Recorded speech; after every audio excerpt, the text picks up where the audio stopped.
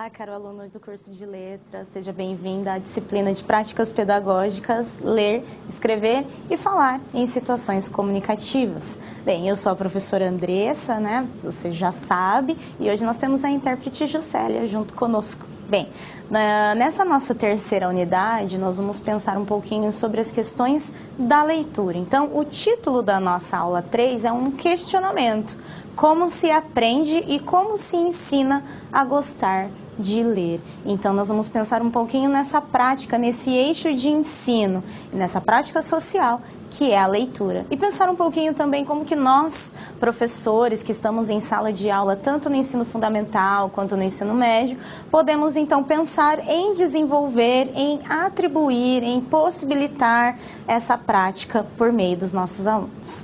Bem, para iniciar então a nossa discussão, vamos ao resumo da nossa unidade 3. Bem, essa unidade, então, como se aprende e como se ensina a gostar de ler, vai ter a seguinte competência: desenvolver estratégias para ampliar a formação leitora, especialmente no que diz respeito aos textos literários. Refletir sobre as formas de trabalho com a leitura em sala de aula. Então, nessa unidade, será discutida a formação de leitores de literatura e a organização do trabalho em língua portuguesa, envolvendo as práticas de linguagem com foco na prática de leitura.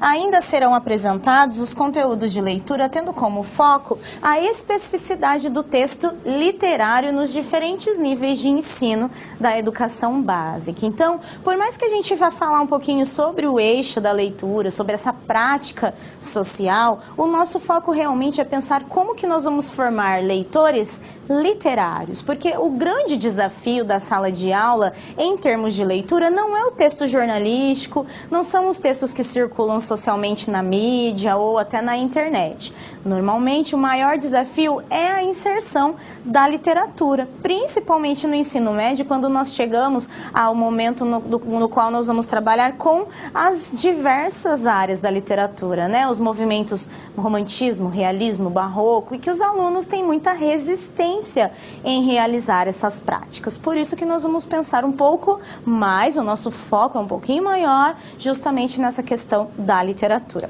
Vamos à apresentação então da nossa unidade? Temos então dois questionamentos norteadores nessa nossa discussão.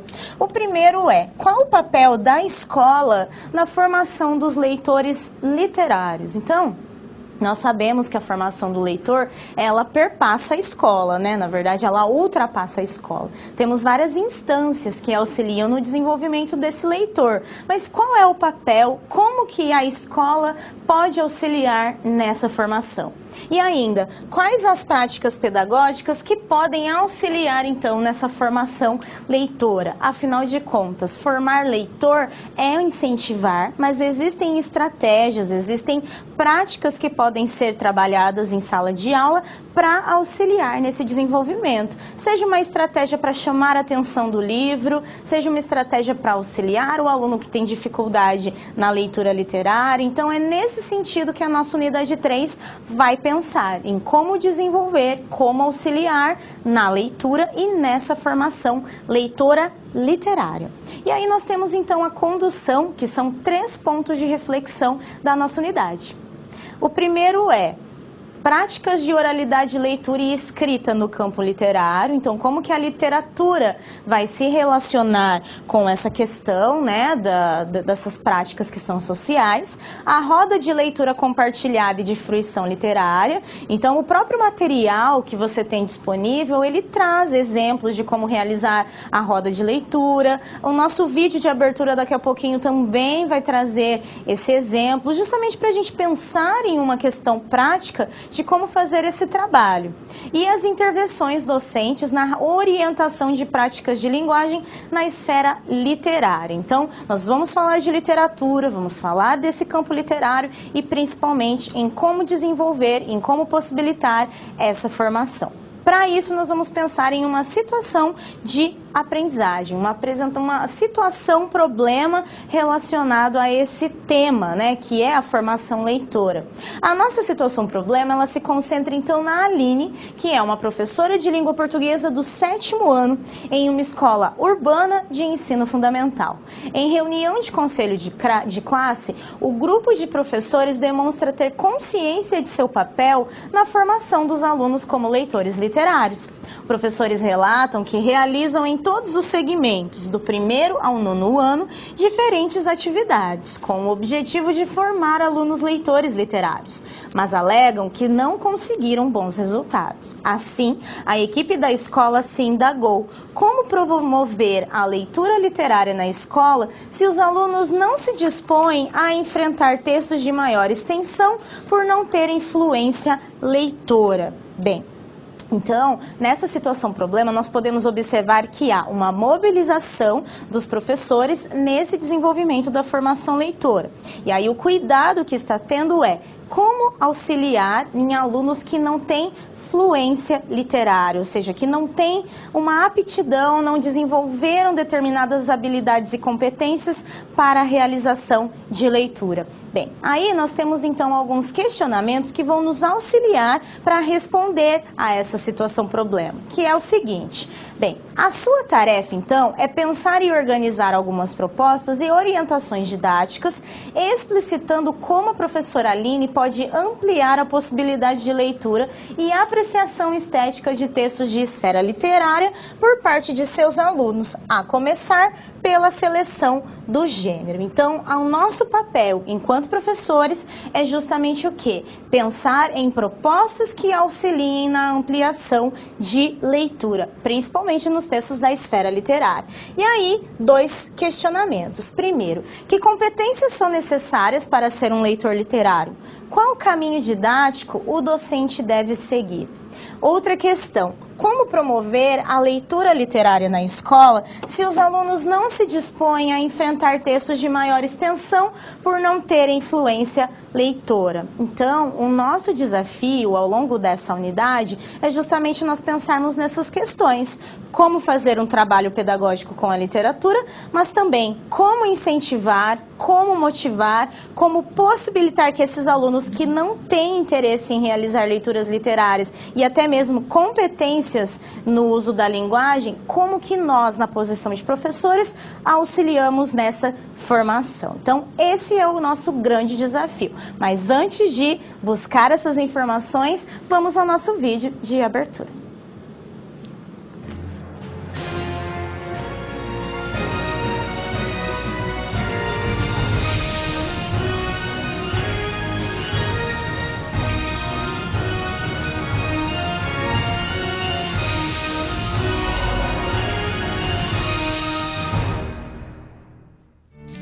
Olá! Até agora aprendemos sobre a importância de conhecer os diferentes tipos de textos, seus meios de circulação e as características dos gêneros. Neste módulo, você vai conhecer um pouco mais sobre um importante conteúdo de língua portuguesa, a literatura.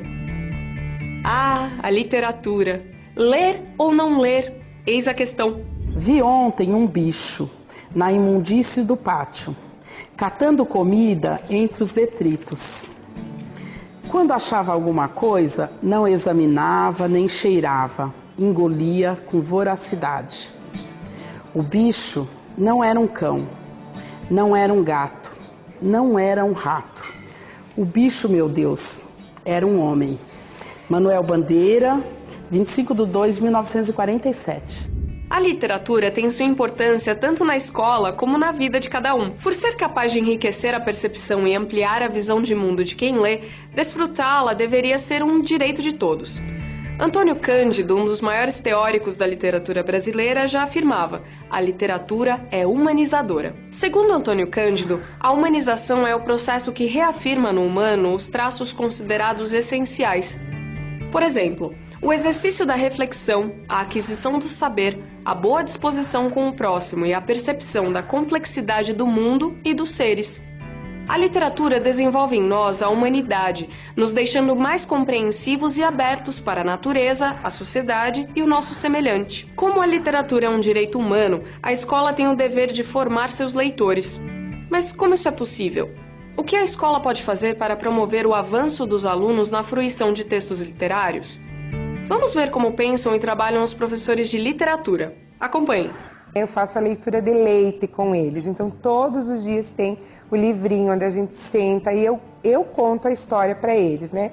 Mostro a capa do livro, peço que eles me falem do que se trata, mas eu leio o livro pelo prazer da leitura, né? Para que eles também aprendam a pegar um livro, e não por cobrança, e sim porque eles têm o desejo de ler, né? Quanto mais a gente lê para a criança, mais ela vai ter vontade. Quanto mais eu mostro aquele livro, a vontade que eu tenho de ler, eles também vão entender e gostar dessa leitura. Surgiu na oficina pedagógica, na oficina cultural, um sarau, e eu levei a turma.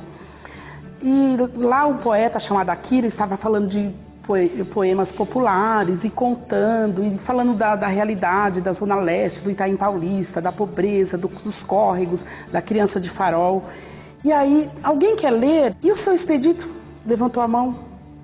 Posso ler? Eu tenho um texto, eu quero ler. E eu confesso que no momento eu fiquei um pouco preocupada. Falei, nossa, o que será que o seu Expedito vai ler? Aí ele foi tirando da carteira um papelzinho todo dobradinho. Aí abriu aquele papel. Quando ele começou a mostrar, era o poema O Bicho, do Manuel Bandeira.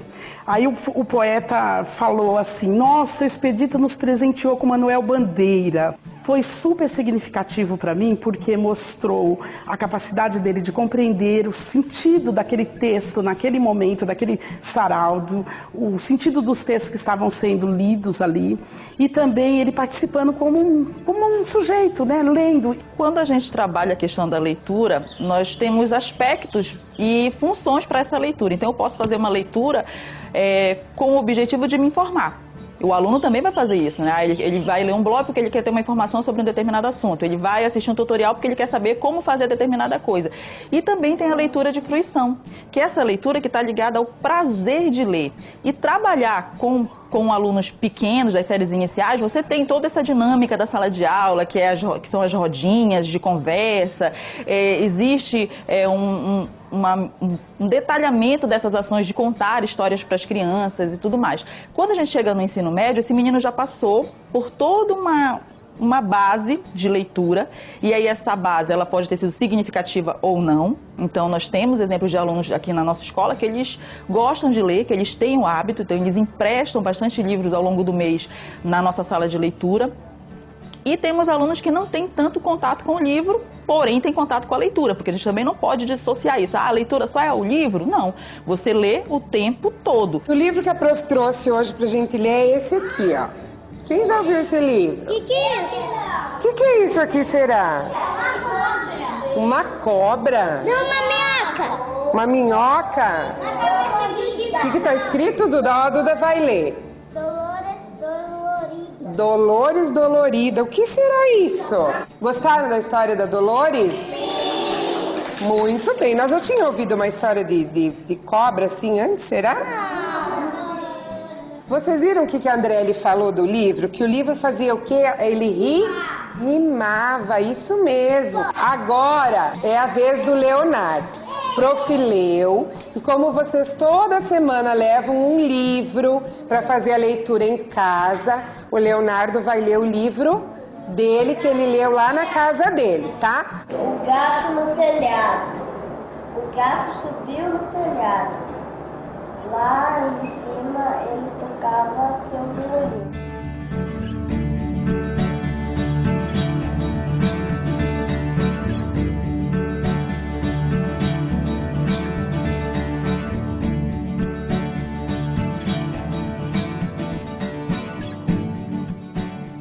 A leitura como fruição, eu tenho um exemplo para citar, que é o exemplo de uma aluna minha. Nós estávamos trabalhando classicismo, trabalhando Camões, e aí eu disse vou comprar um livro Camões revisitado, para uma linguagem mais atual para eles, né, para adolescentes, para que eles entendam melhor o enredo dessa obra, a importância dessa obra para a literatura portuguesa.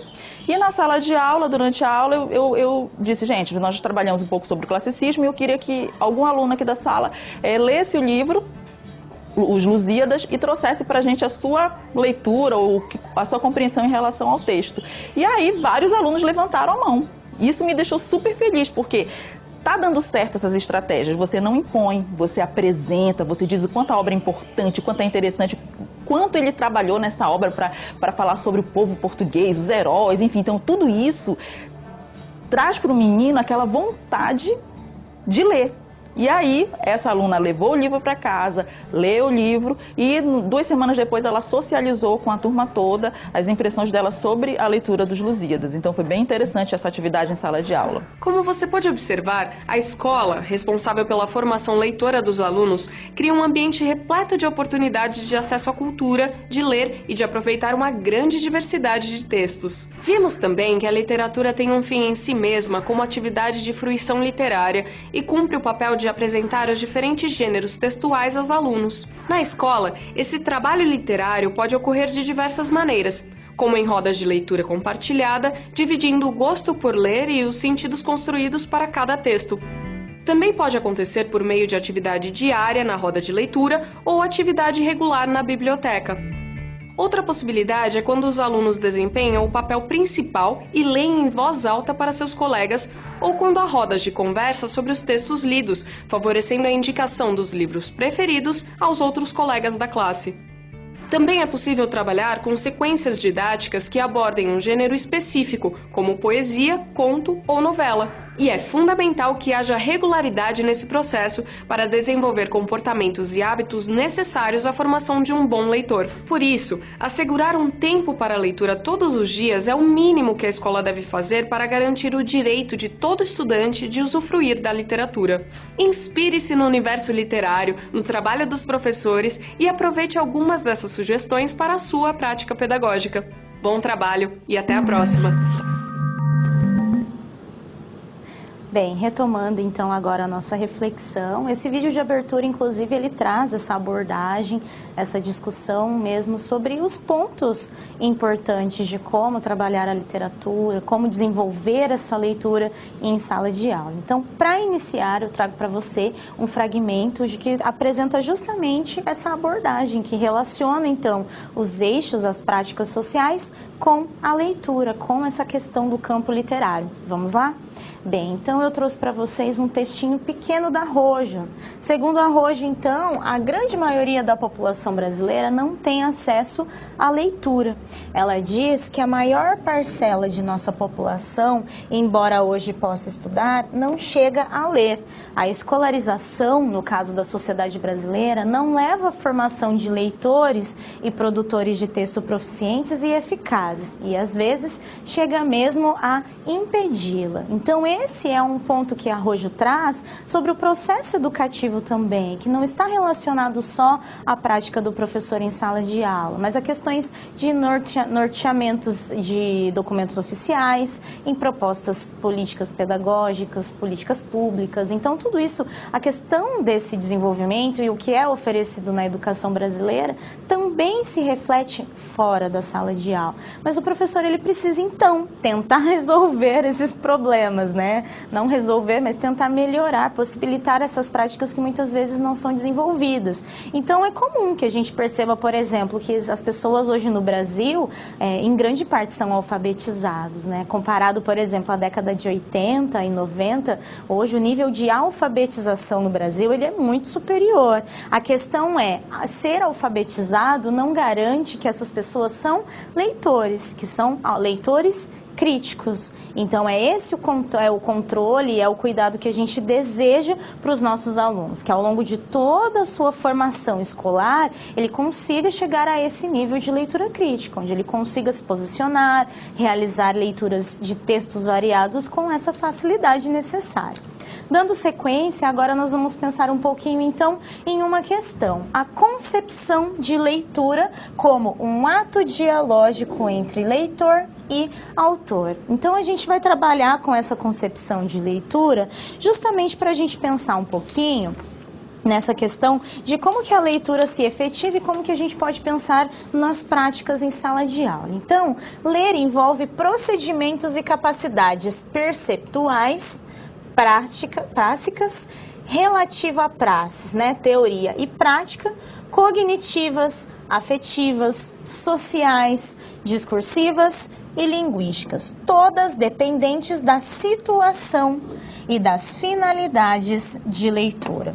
Então, quando a gente compreende que a leitura é um ato dialógico entre leitor e autor, é porque a leitura ela não envolve só o ato de entender, né, de decodificar palavras. Leitura envolve conhecimento prévio, envolve os saberes que nós temos a respeito daquela temática. Quando a gente fala que é estabelecido um diálogo entre leitor e autor, é porque nós estamos pensando que, ao entrar em contato com aquele texto, o leitor ele vai dialogar com o contexto no qual aquele autor está inserido. Por exemplo, quando nós lemos Dom Casmurro de Machado de Assis. O Machado de Assis tem uma grande particularidade que é falar com o leitor. Então, ao longo da sua obra literária, seja no Dom Casmurro, seja no Memórias Póstumas de Brás Cubas, ele se direciona a esse caro leitor, querido leitor, ele chama esse leitor para o texto. Então, quando a gente lê Dom Casmurro e a gente percebe a temática, principalmente a questão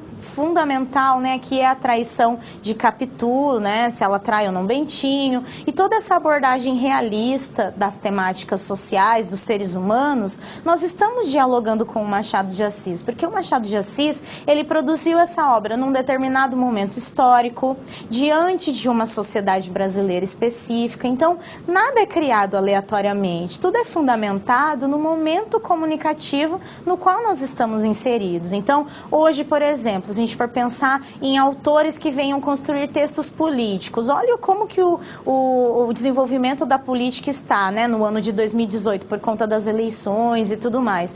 É um contexto específico que jamais será o mesmo de outro autor, e assim por diante. Então, quando a gente fala em diálogo, é porque a gente também estabelece essas relações de sentido com o momento no qual aquele texto é construído.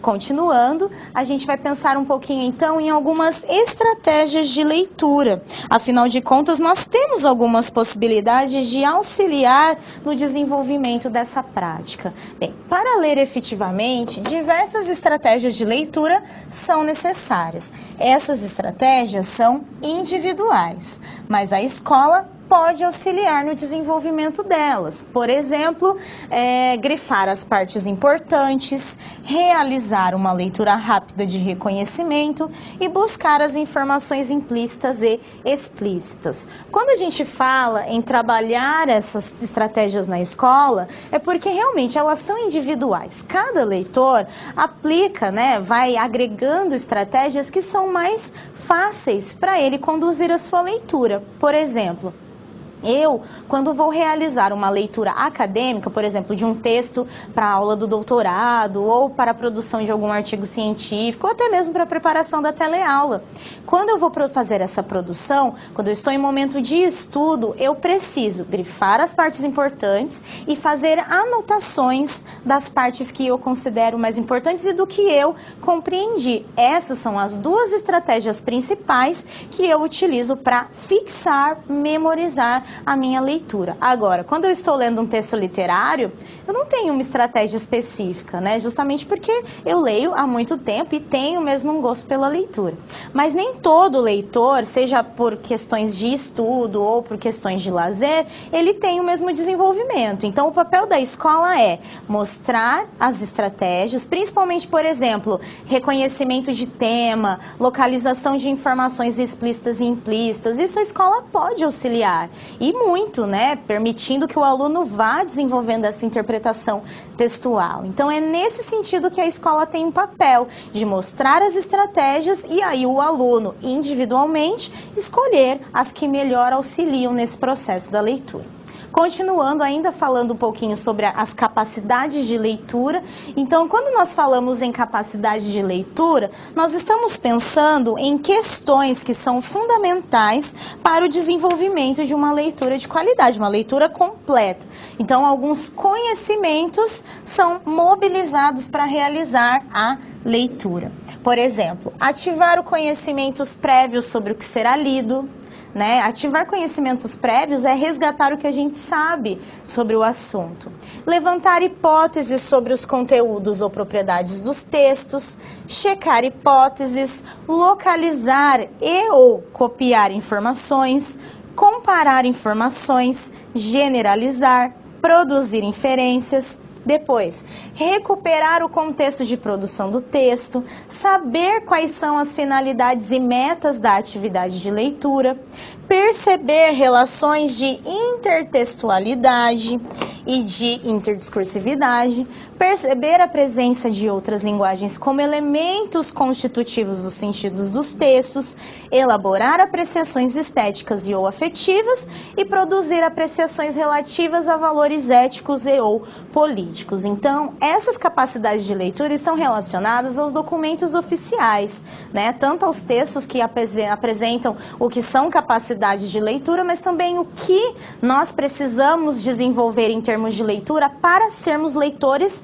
competentes. Então, são muitas informações, né? Ler não é só codificar, né, decodificar palavras e sons e letras, mas todos esses elementos, justamente para que a gente faça uma compreensão total daquela informação que está sendo transmitida. Então, olha que interessante, a escola tem aí inúmeros anos para desenvolver essas capacidades aos poucos. Algumas já podem ser desenvolvidas nos anos iniciais, algumas são mais desenvolvidas nos anos finais do ensino médio ou somente trabalhadas nessas fases, quando o aluno, né, enquanto adolescente ou criança, ele tem uma determinada maturidade cognitiva também para realizar esse processo. Vamos à continuidade?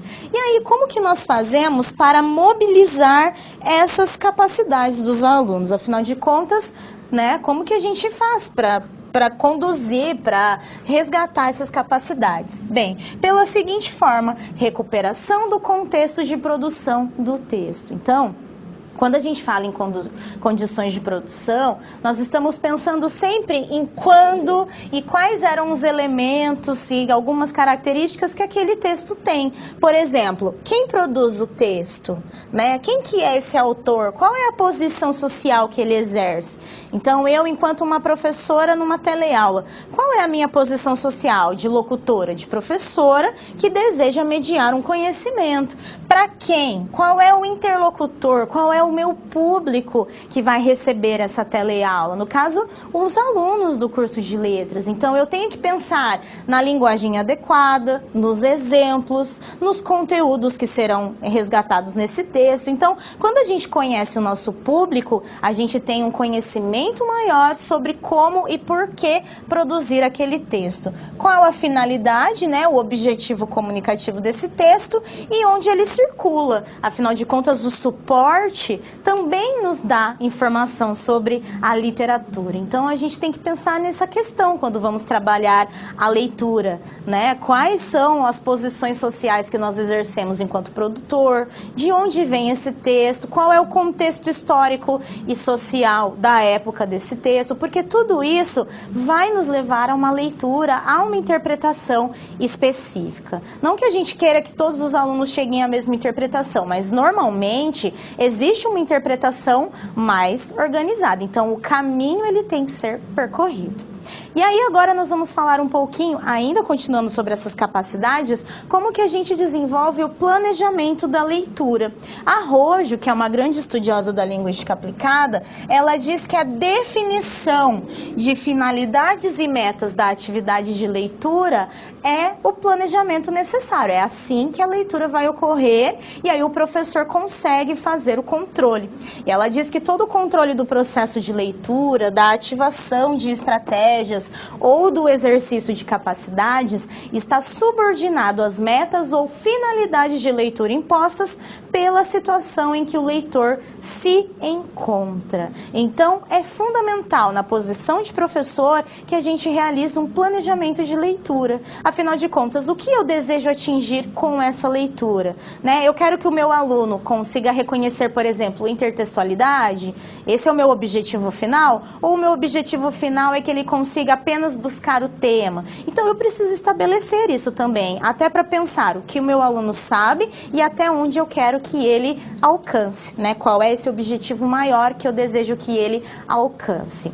Continuando ainda sobre essa articulação entre teoria e prática, vamos falar um pouquinho sobre a apreciação, a avaliação da obra literária, porque isso aqui já é algo mais subjetivo.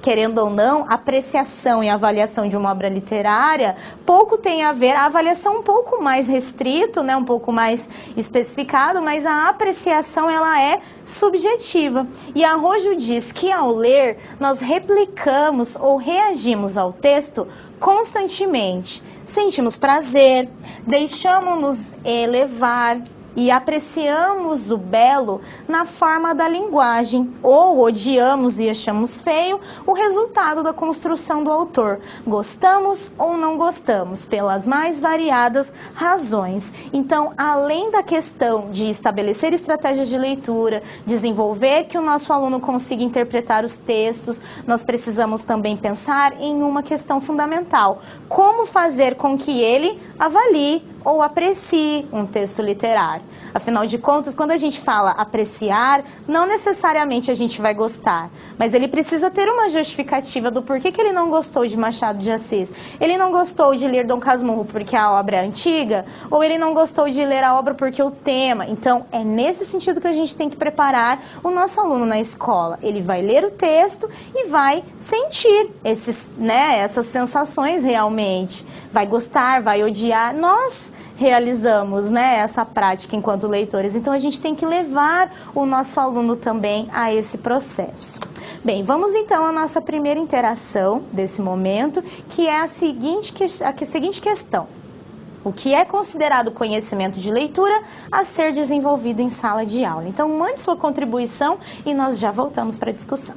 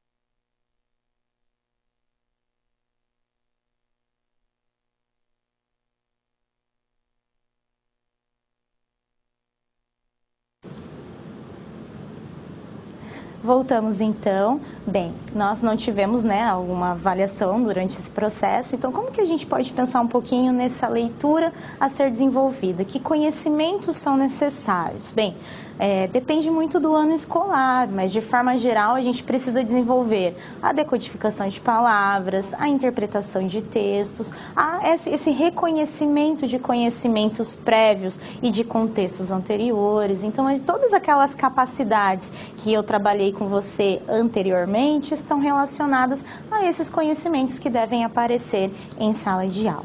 Vamos agora ao nosso segundo momento de articulação de teoria e prática, e a gente vai pensar um pouquinho o que se entende por leitura colaborativa, já que nós vamos pensar e observar como funciona uma roda de leitura ou outras, práticas que estejam relacionadas a essa troca de conhecimentos durante a leitura. Então, a leitura colaborativa, também determinada leitura compartilhada, permite ao professor potencializar o desenvolvimento de capacidades de leitura, como a apreciação de obras literárias por meio de uma mediação planejada. Então, fundamentalmente, quando nós falamos em uma leitura colaborativa, nós estamos pensando em um estabelecimento de objetivos relacionados àquela leitura e em determinados momentos haverá a mediação do professor ou até também do grupo dos alunos para conduzir essa leitura, ou seja, troca de experiências, como construir a avaliação de uma obra literária, a discussão do tema. Então, tudo isso pode ser feito em uma leitura compartilhada, mas é importante que o professor estabeleça quais são as metas, quais são os objetivos que se pretende auxiliar. Bem, continuando a nossa discussão, como que a gente pode realizar então essa leitura colaborativa? As capacidades de leitura referem-se ao que é requerido do leitor, tanto no processo estrito de decifração do escrito, quanto no movimento de compreensão do texto, por meio de estratégias mais reflexivas, como, por exemplo, realização e verificação de antecipações e inferências, ativação de conhecimento prévio. Então, capacidade de leitura é o que nós solicitamos por parte do leitor. Então, existem alguns conhecimentos, algumas estratégias, algumas especificidades durante a leitura que nós vamos exigir que aqueles leitores realizem. Por exemplo, durante a leitura, por exemplo, do Memórias Póstumas de Brás Cubas, do Machado de Assis, ele cita o Quincas Borba, é o nome do cachorro do Brás Cubas. E aí, essa inversão de valores vai acontecendo durante esse processo, né? Em outras obras a gente vai ter essa referência. Então, é isso que a gente quer do nosso leitor, que ele consiga fazer essas relações, que ele consiga estabelecer sentido, tanto com o que está dentro do texto, quanto o que está externo àquela leitura. Continuando, ainda pensando em como realizar essa leitura colaborativa, a gente tem mais algumas questões de como realizar isso, ou ainda as elaborações de apreciação e réplica em relação ao texto lido, identificação de valores veiculados e de relações de intertextualidade, articulação de recursos não verbais, elaboração de apreciação estética. Então, nós temos várias capacidades, várias formas de conduzir o que esperar desse aluno. Então, por exemplo, quando a gente fala em relações de intertextualidade, há uma necessidade enorme de fazer uma mobilização de conhecimentos ali, porque para que nós consigamos identificar que dentro daquele texto que nós estamos lendo há uma referência a uma obra anterior, nós precisamos ter conhecido essa obra anterior. Por exemplo, a paródia. A gente só consegue identificar, por exemplo, que um humorista está parodiando o Silvio Santos porque ele utiliza características da obra original, né? No caso, o Silvio Santos. Então, a obra literária é a mesma coisa. Quando a gente fala a questão dos recursos não verbais, as imagens, os elementos que não são construídos por palavras, Isso também é uma forma de leitura. Hoje as provas como o Enem, como o ENAD, que são avaliadores tanto do ensino médio quanto do ensino superior, eles são repletos de imagens, de tirinhas, de charges, justamente porque é uma capacidade importante. No dia a dia, quantas vezes nós não estamos interagindo com essas imagens, com esses signos não verbais? Então, é importante que na escola a gente também faça esse trabalho e assim por diante. Prosseguindo. Para desenvolver a atividade, né, dessa leitura colaborativa, o professor deve planejar questões a serem feitas à classe antes de iniciar a leitura propriamente, durante a leitura e depois de terminada, de acordo com as especificidades das capacidades que são tematizadas e de modo que a atividade preveja a recuperação processual do sentido do texto em um movimento de colaboração explícita entre os leitores, mediado pelo professor. Essa palavra mediado, ela é extremamente importante quando nós falamos em leitura colaborativa, porque é o professor, diante da sua organização, que vai permitir a condução e a discussão reflexiva desses alunos. Então, essas questões não são só questões para serem respondidas em uma folha, como um processo avaliativo, né, de atribuição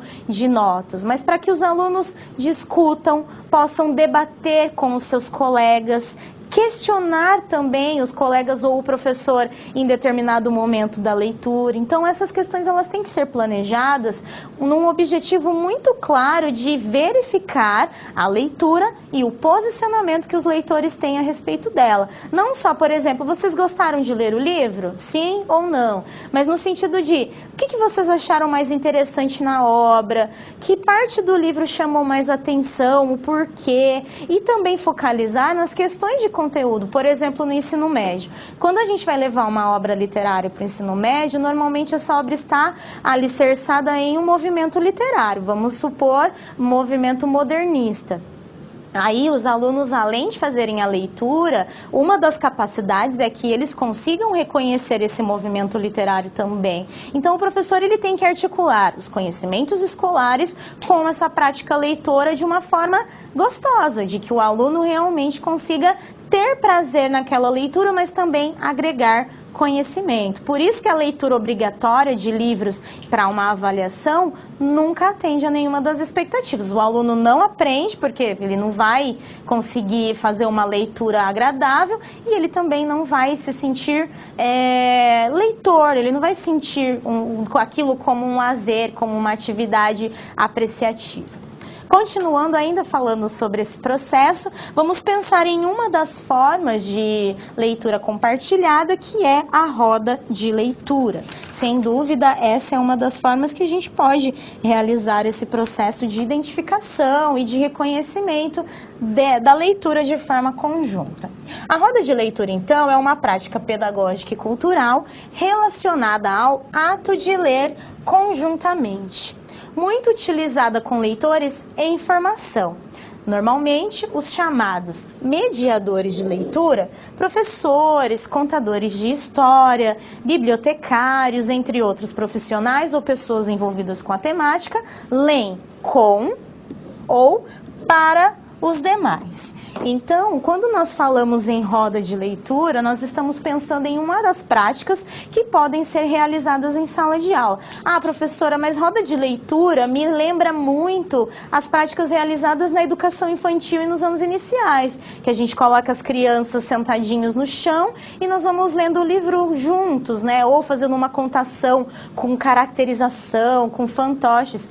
Sim, é uma prática muito utilizada nos anos iniciais na educação infantil. E por quê? Porque dá efeito. Efeito no sentido de que os alunos estão envolvidos naquele processo de leitura. Ah, professora, mas eu vou fazer isso com o ensino médio? Sim, não necessariamente da mesma forma, né, lúdica, né, totalmente lúdica, mas os adolescentes, eles também gostam disso. Se eles não gostassem, eles não assistiriam a peças teatrais e não iriam ao cinema. Então é esse o nosso caráter de colocarmos na leitura uma entonação de voz, uma interpretação que faça valer o sentido daquela história a ser contada. Então, se você está contando, por exemplo, um conto de terror, você precisa utilizar uma entonação que remeta ao suspense. Você não pode simplesmente fazer a leitura sem nenhuma entonação, sem nenhuma diferenciação na voz ou até na fisionomia. Tudo isso é levado em conta no processo de criação e de identificação de características narrativas. Vamos continuar?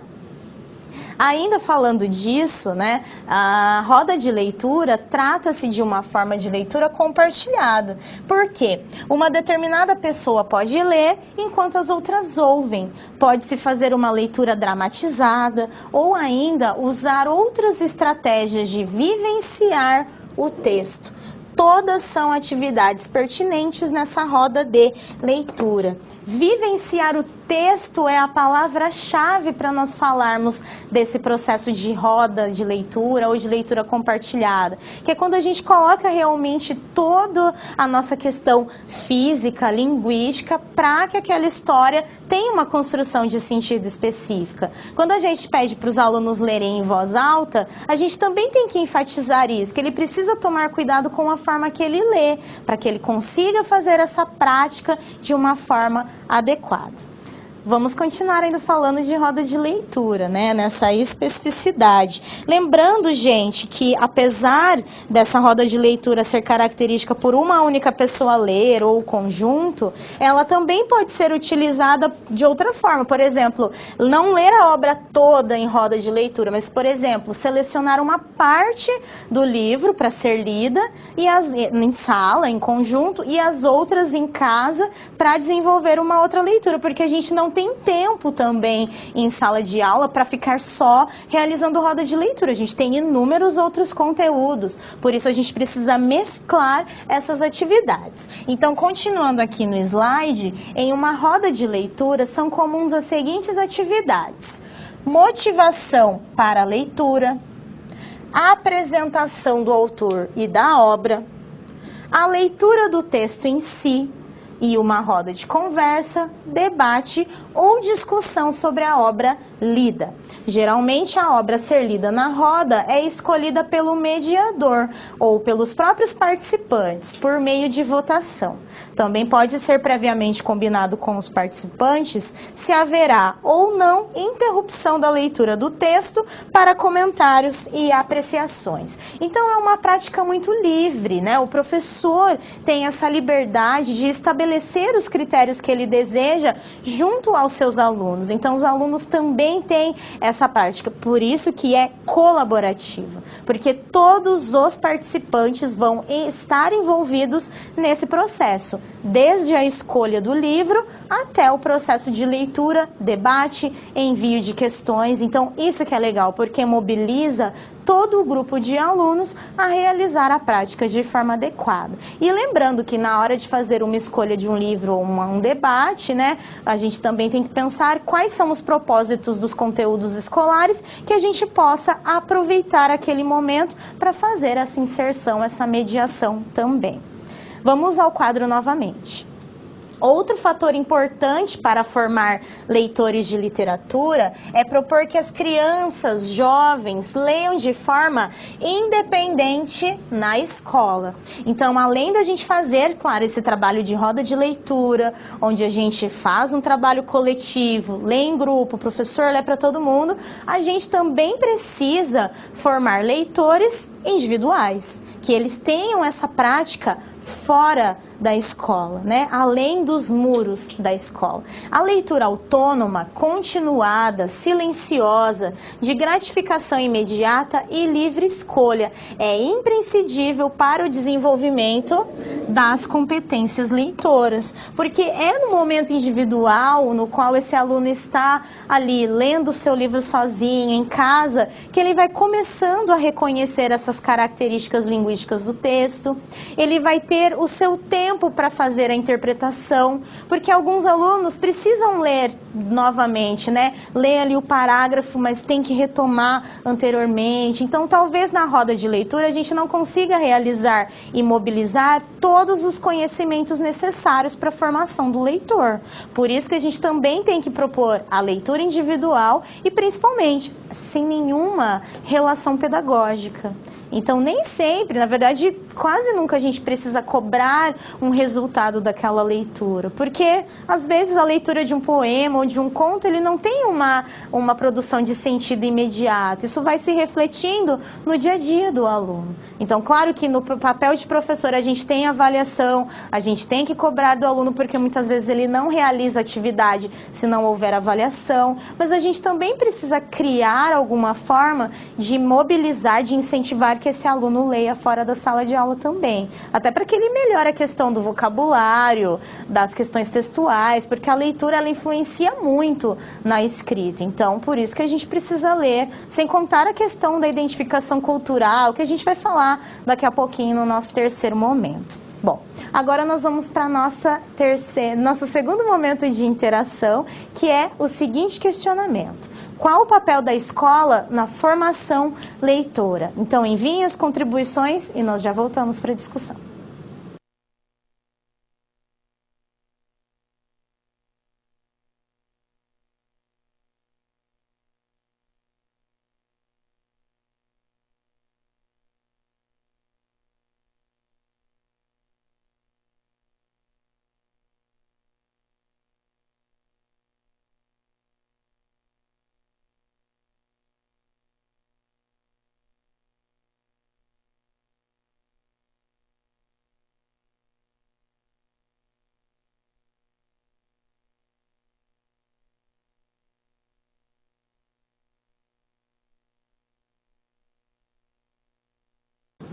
Voltamos então. Trago uma contribuição que foi enviada anteriormente sobre roda de leitura, só para a gente finalizar esse processo, que diz o seguinte: a roda de leitura já realizei enquanto professor com alunos do 8º ano. Passamos o livro Memórias Póstumas de Brás Cubas e dividimos em partes iguais entre os alunos, ficando 5 capítulos por aluno. No dia combinado, nós organizamos a sala na forma da ordem dos capítulos para que cada um pudesse contar o que os capítulos lidos falavam. E ao final da roda, todos conseguiram acompanhar o livro inteiro através da visão compartilhada dos alunos com o próprio autor, Machado de Assis, porque eles falavam o que os capítulos contavam e imprimiam suas formas individuais de compreensão. Então, olha que prática super interessante, valorizada e que realmente funcionou. Então, o papel da escola na formação leitora é justamente essa, de inserir, de incentivar as práticas de leitura. Mas a gente não encerra aqui. Agora nós vamos começar a pensar um pouquinho em como é esse papel real da literatura na nossa vida também, não só na escola, mas na nossa formação cidadã. Vamos lá? Bem, as funções então da literatura. Para o Cândido, a gente está falando aqui de Antônio Cândido, um dos principais nomes dos estudos da literatura. Para o Cândido, então, a literatura é vista como a arte que transforma, humaniza o homem e a sociedade. O autor atribui à literatura 3 funções. A primeira função é da literatura, uma função psicológica ou estética, no qual nós vamos desenvolver o quê? O valor sobre a questão estética, o desenvolvimento psicológico, né, em relacionar os temas e as obras à nossa vida e também à arte.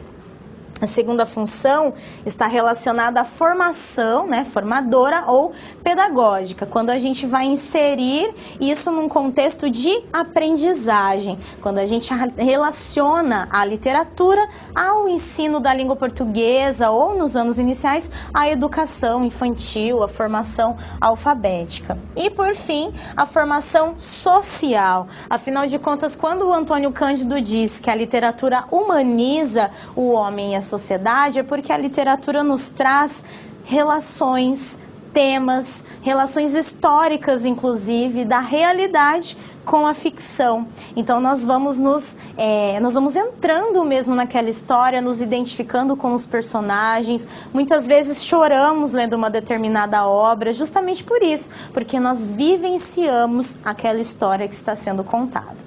Continuando ainda sobre o papel da leitura, nós vamos falar um pouquinho sobre a leitura e a sociedade brasileira, né? Primeiramente, os responsáveis por desenvolver o gosto pela leitura desde os primeiros anos da criança são a família, a escola e a sociedade em geral. Então, não é só a escola que desenvolve o gosto da leitura. Nós temos a família, a sociedade, mas é claro que a escola tem um papel de responsabilidade pela literatura fazer parte dos conteúdos de língua portuguesa. Todos reconhecem a extrema importância da leitura no processo de ensino-aprendizagem dos alunos. E essa importância não está ligada apenas às aulas de língua portuguesa. Ser um leitor proficiente é requisito para toda e qualquer disciplina. E além da escola, ou seja, a leitura abre a nossa visão para o mundo. Olha que interessante essa citação que eu trouxe para vocês, né? A nossa realidade, ela está muito permeada pelos fatos da literatura. Não só a questão artística, mas a questão de como o tema, como as narrativas são contadas. Por que o brasileiro gosta tanto de novela, né? Porque é uma narrativa ficcional, que envolve, né, questões reais, mas que ele sabe que está sendo construído num outro universo ali, à parte. Então, a literatura faz isso. É porque o que acontece? O brasileiro, ele lê pouco. Infelizmente, nós estamos aí no ranking de leitura como um dos piores países de leitura. Isso para nós é ruim, porque a leitura influencia em todas as outras áreas, né? Ao ato de humanizar, mas também de nos tornar críticos perante o que nós lemos, perante o que nós escolhemos compartilhar. Quando a gente fala, por exemplo, de fake news, né, que é um tema tão atual. Fake news, o problema maior da fake news está justamente numa leitura errada, de não reconhecer uma fonte, de compartilhar informações sem realmente ter essa questão reflexiva antes da leitura. Prosseguindo, vamos falar um pouquinho sobre como que a gente pensa, né, na leitura, pensando um pouquinho nas questões dos documentos oficiais. Então, eu trouxe para você aqui uma citação dos PCNs. Podemos entender que os textos selecionados para leitura devam ser aqueles que aparecem com maior frequência no universo social e escolar do aluno, tais como notícias, editoriais, cartas argumentativas, artigos de divulgação científica, verbetes enciclopédicos, contos, romances, entre outros. Então, o PCN, assim como a Base Nacional Comum Curricular, que já está aprovada, esses documentos norteiam, então, para uma diversidade de textos literários, dentro da literatura, gêneros diferentes, mas gêneros jornalísticos, midiáticos, entre outros que façam parte do cotidiano do aluno. Agora vamos pensar em meios do desenvolvimento da leitura literária. Bem, nós temos duas formas, né? Na verdade, nós temos várias outras formas. É que eu trouxe duas dessas abordagens que podem ser realizadas para desenvolver a leitura literária. A mediação do professor e trabalhar outras vertentes da leitura além da canônica. Quando nós falamos na mediação do professor, é o professor auxiliando, intervindo nessa leitura. E quando nós falamos em trabalhar outras vertentes, é para a gente comparar, alinhar literatura clássica, por exemplo, que a gente tem que trabalhar no ensino médio,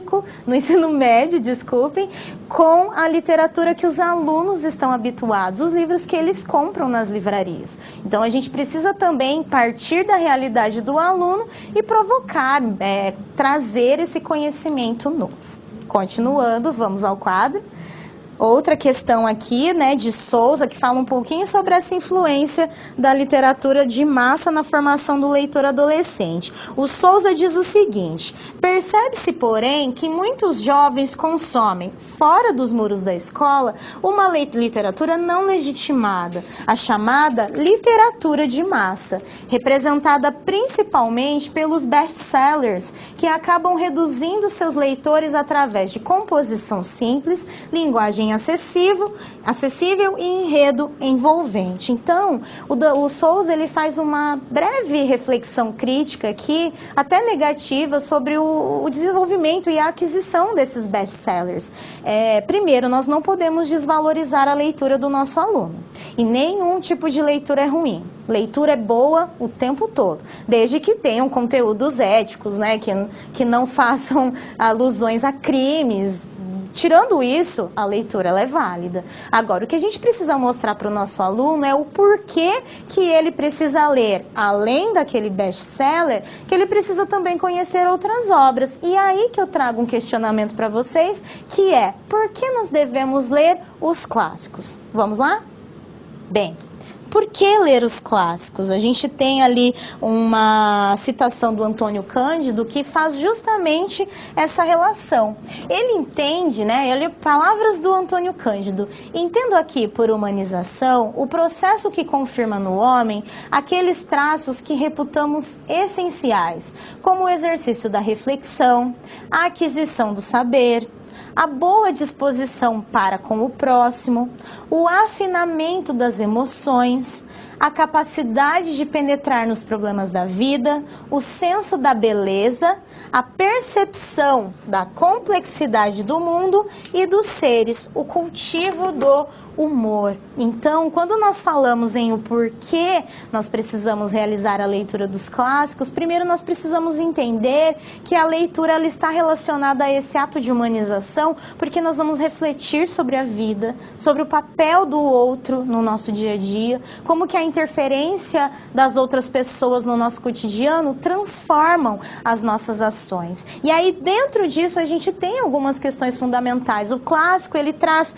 a questão da nossa identificação social, da nossa identificação histórica, a arte das nossas palavras, porque quando nós estudamos a literatura clássica brasileira, nós estamos pensando nos autores que construíram a história da literatura e uma particularidade da nossa arte. Por exemplo, a segunda fase do modernismo brasileiro trata do regionalismo, que é algo particular do Brasil, a seca do Nordeste, as crises dos engenhos, do colonialismo, de todo esse processo. Então, tudo isso mostra a nossa história, a nossa identidade cultural.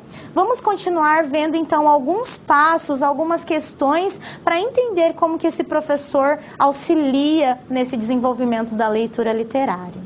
Bom, então eu trago algumas questões, alguns apontamentos que são bem basilares para a gente pensar um pouquinho nessa questão. Antes de tudo, o professor de literatura precisa ter paixão pela leitura. Só assim levará seus alunos a se encantarem pela arte das palavras. Não necessariamente a gente precisa mostrar paixão pela leitura, porque não é todo mundo que tem. Mas o básico é que a gente mostre para o aluno que nós somos leitores. Professores de língua portuguesa precisam ser leitores, porque nós temos uma gama de conhecimentos para trabalhar em sala de aula que, se nós não lermos textos diferentes, nós não vamos conseguir fazer essa relação. Então, mostrar para o aluno por meio da prática. Nós lemos, os alunos vão se espelhar. Nós somos exemplos para os nossos alunos em todas as práticas que realizamos. Então, aí que é o momento de mostrar uma prática bem bacana e que pode levar esse aluno a uma proficiência de leitura. O aluno precisa se sentir coautor do texto.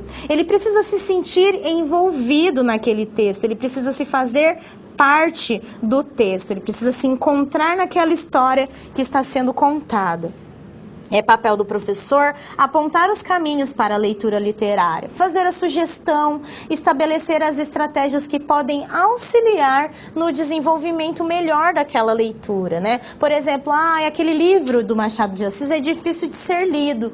Então, vamos utilizar o dicionário para tentar compreender algumas dessas palavras que são utilizadas. É realmente mediar essa leitura. Formar leitores é um processo, exige tempo, persistência e criatividade. Por isso que tem que ser um trabalho conjunto, desde os anos iniciais até o ensino médio. Continuando, Diversifique os tipos de texto e respeite a forma de cada texto precisa ser lido e trabalhado. Por exemplo, quando a gente faz a leitura de um romance, né, é uma obra muito grande, tem muitos personagens, ela não pode ser lida totalmente por meio da fala, né, por meio da oralidade. A gente precisa mesclar esse momento individual. Diferente, por exemplo, da leitura de um cordel, que tem a rima, que tem a combinação de sons, que precisa ser lida por meio da oralidade. Então é isso que a gente precisa entender. Cada texto tem a sua especificidade e tem que ser apresentada dessa forma. Permita que o aluno entenda que a leitura é importante e que a literatura não é uma disciplina desnecessária e isolada. Para começar, quando nós fazemos o trabalho com a literatura, nós estamos ali trabalhando conteúdos interdisciplinares, história, geografia, filosofia, sociologia. Então a gente consegue mostrar para esse aluno que essa literatura está inserida num determinado momento, num determinado local.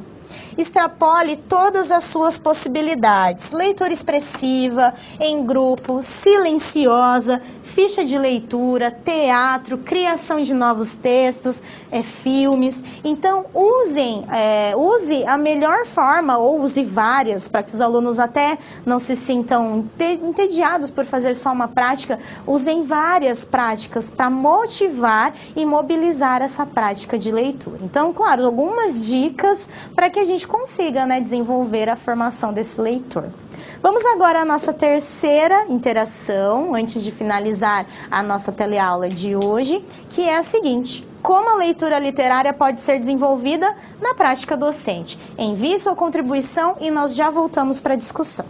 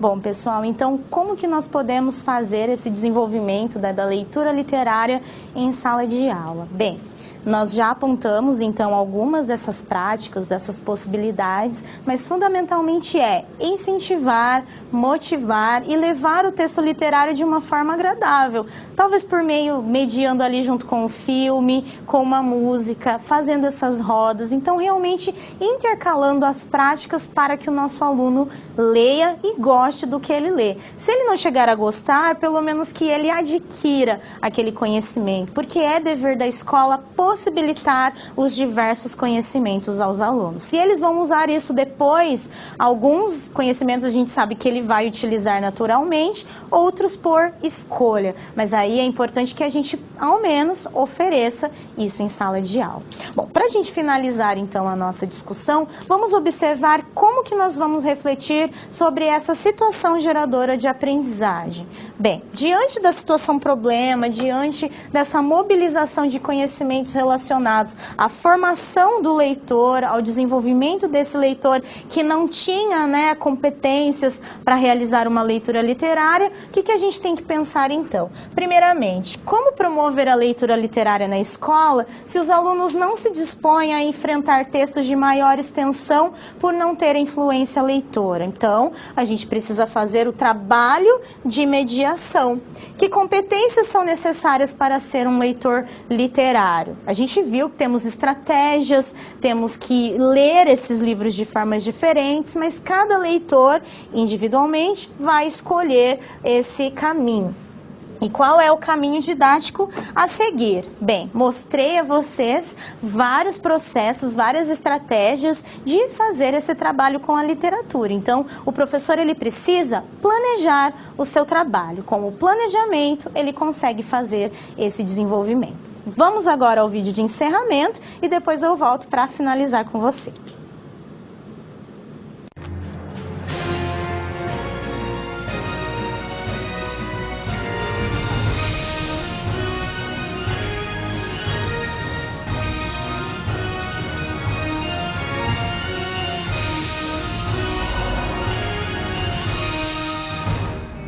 Olá! Tenho certeza de que não é novidade para você a difícil realidade escolar que o Brasil enfrenta. Mesmo que uma grande parte da população esteja estudando, a maioria ainda tem dificuldades para ler. De acordo com a professora Roxane Rojo, a escola brasileira não forma leitores e produtores de textos competentes e eficazes, e às vezes até acaba impedindo esse processo. A docente também aponta que ler continua sendo uma prática das elites. Isso porque as atividades didáticas de leitura no letramento escolar desenvolvem apenas uma pequena parte das capacidades envolvidas nas práticas letradas exigidas pela sociedade, como aquelas estipuladas para o estudo na escola. Para alterar esse quadro, uma das necessidades é compreender melhor o que significa a leitura para um estudante. Ler envolve uma ação que deve ocorrer entre o leitor e o autor, consistindo num tipo especial de interação. Mas o que envolve essa interação? Hoje, já se sabe que ler envolve muito mais do que apenas interpretar palavras ou aquilo que o autor quis dizer. Também sabemos que a construção do significado e dos sentidos do texto se faz durante a leitura e não depois dela, como pareciam abordar os antigos materiais didáticos. Ler é uma atividade cognitiva complexa que envolve negociação de sentidos. Essa negociação se dá entre as palavras escolhidas pelo autor do texto para transmitir suas ideias, as palavras do leitor, sua experiência de vida e o contexto da leitura.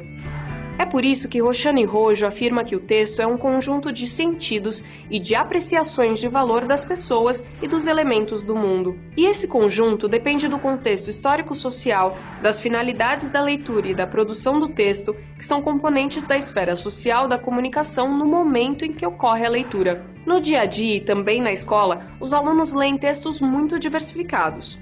Os textos encontrados na internet, por exemplo, desafiam os estudantes a explorar diferentes modalidades, a linguagem oral e escrita e a leitura de imagens. Por outro lado, nem sempre os textos de blogs, posts e sites são abordados na escola, mesmo sendo elementos de uma prática letrada muito exigida atualmente. A professora Adriana, no entanto, avalia como fundamental que o professor assuma esse desafio. Vamos ver o que ela tem a nos dizer. Você lê o tempo todo. Assim como você lê imagem, você lê textos nas redes sociais, o que é muito mais comum hoje, porque os nossos meninos eles estão conectados. Esse universo deles é um universo conectado, então eles têm essa inferência em relação às redes sociais e eles trabalham isso com muita propriedade, até mais do que nós que não somos nascidos nessa era digital, né? A língua portuguesa, ela é viva. E se ela é viva, ela é contextual. Então, nós temos gêneros que se perderam ao longo do tempo, como o telégrafo, né, o telegrama, na verdade, né? Aí nós perdemos também a carta, o uso da carta mais constantemente, como era no século XIX. E então a língua portuguesa ela precisa trabalhar com os alunos de uma forma contextual. E os textos multimodais, eles trazem isso para a gente em sala de aula, porque quando você trabalha um texto multimodal, você trabalha justamente essa relação entre o verbal e o não verbal, né? O escrito e o não escrito. Então você precisa trazer isso para a sala de aula, porque isso faz parte da vivência do aluno, porque ele também no universo dele, no cotidiano dele, ele tem contato com esses textos multimodais. Então é necessário que na sala de aula o professor também dê enfoque a esse tipo de texto. E nós fizemos essa atividade, essa dinâmica. Então nós trouxemos o mesmo tema, que era o desfile cívico, e a partir desse mesmo tema nós tivemos uma crônica, 2 notícias e um post. Então eles perceberam que quando você trabalha num blog, você tem uma linguagem que é informativa também, mas pode ter imagem ou não. Quando você trabalha num post, você precisa dar imagem para dar referência ao texto escrito. E quando você trabalha na crônica, você não precisa dar imagem, né? A imagem fica aqui na cabeça, né? Precisa do texto escrito. Então, a gente, quando propõe esse tipo de atividade em sala de aula com os meninos do ensino médio, a gente propõe justamente essa leitura, que é uma leitura que eles fazem essa relação. Então, todo o tempo eles estão trabalhando com o que é verbal e não verbal. O segundo passo dessa atividade é o momento de trabalhar em conjunto.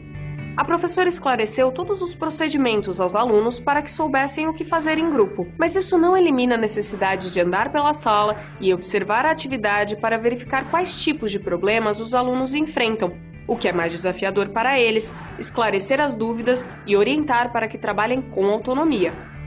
Vamos ver agora como a Adriana conversa com todos os alunos. Acompanhe. Só que aí agora eu quero que vocês percebam como é que foi escrito em cada um deles. Cada texto escreveu de uma forma sobre o 7 de setembro. Aí eu quero que vocês me digam como é que esse texto aqui ele escreveu sobre o 17 de setembro. É diferente desse daqui? Esse aqui fala sobre a banda, esse aqui fala sobre o desfile, mas eu quero que vocês percebam a diferença justamente nisso. Todos eles falam sobre o desfile, mas a maneira como eu falo numa postagem de Facebook é diferente da maneira como eu escrevo no blog, não é verdade? E é diferente essa maneira como ele está escrevendo aqui, dessa daqui, que é uma crônica, entendeu? Então eu quero que vocês observem justamente isso, essas diferenças na linguagem. No terceiro passo, terminado o tempo de trabalho em subgrupos, Adriana chama a atenção da sala para o momento de retomada. Bom, já deu tempo da gente fazer uma leitura, uma primeira leitura dos 4 textos, né?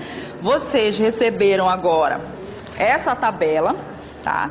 Essa ficha, que vocês vão preencher de acordo com o que vocês discutiram, viram, leram nos textos, tá? Então, primeiro é sobre o gênero, né? Qual é o gênero de cada um desses textos que a gente trabalhou? Então, observem isso, que cada gênero que vocês têm tem uma função. Se o tema é comum para todos os textos que eu entreguei para vocês, mas a maneira como eu comunico, a maneira como eu escrevo é diferente. Por exemplo, aqui, ó, isso aqui foi a foto de quando a escola desfilou. Isso aqui é o quê? É uma postagem, não é isso? Uma postagem do Facebook. Eu poderia colocar na minha postagem do Facebook todas essas informações aqui? Por que eu não poderia fazer isso? Se o Facebook é meu, eu escrevo o que eu quiser. Por que eu não posso? Fica cansativo, ninguém ia ler, ou pouquíssimos iriam ler, né? E o que eu tenho aqui nessa postagem, nesse gênero postagem, que eu não tenho aqui? Além da linguagem, eu tenho uma foto, uma imagem. Então, esse texto aqui a gente chama de texto multimodal. É a mesma coisa quando você escreve uma mensagem lá, quando você troca o WhatsApp com alguém, e aí você coloca um emoticon, é isso? Então, você usa uma imagem e você usa uma frase, né? E usa a palavra. Então, você está usando um texto multimodal, quer dizer, você apresenta esse texto utilizando diferentes linguagens. Eu uso o texto escrito e uso uma imagem. Se eu colocasse só o texto desse tamanho lá no Facebook sem nenhuma imagem, iria ser interessante? Não iria ser interessante, porque no Facebook ou nas redes sociais a linguagem é mais rápida, né? É mais instantânea. Então, a todo momento está acontecendo alguma coisa na tua linha do tempo ou na linha do tempo de alguém. Então, você precisa saber adequar a sua linguagem, né? A professora Adriana está certa. Para se expressar e se comunicar bem, é preciso adequar a linguagem. Da mesma forma, para ler é preciso adequar nossas estratégias, usar boas lupas. Em 3 passos, acabamos de ver como é possível estruturar um planejamento que ajudará os alunos a construírem suas estratégias para ler diferentes textos. Nas próximas unidades, vamos observar como os alunos usam os conteúdos construídos na atividade de leitura para o processo de escrita. Até lá! Bem, pessoal, esse vídeo então ele traz, né, essa abordagem de como mobilizar a questão da formação leitora, de como trabalhar a literatura, e já antecipa também que na próxima unidade nós vamos falar sobre a produção escrita, a produção textual, que envolve também mobilidades, questões da leitura, mas também outros fatores que nós vamos estudar. Bem, para finalizar a nossa aula, vamos ao quadro. Então, finalizando a aula, 2 reflexões são fundamentais para esse processo da leitura. Primeiro, a formação leitora é um processo que envolve vários grupos sociais, incluindo a escola. Então, a gente não forma um leitor só na escola, mas por meio da intervenção da família e dos grupos nos quais esses alunos, essas crianças e adolescentes estão envolvidos. E outra questão, leitura é prática social, deve envolver atividades dentro e fora de sala de aula. Então, a gente precisa mostrar para o nosso aluno, por meio da prática mesmo pedagógica, que a leitura não é só ler o texto literário, né? No dia a dia a gente faz inúmeras leituras, mas é importante que a gente valorize o literário também, porque é na escola que ele adquire grande parte desse conhecimento e também acaba desenvolvendo de forma mais ampla. Bem, estamos encerrando então esse momento de reflexão. Espero ter sido extremamente útil nesse processo, né, de reconhecimento da formação leitora. Um grande abraço e até a próxima.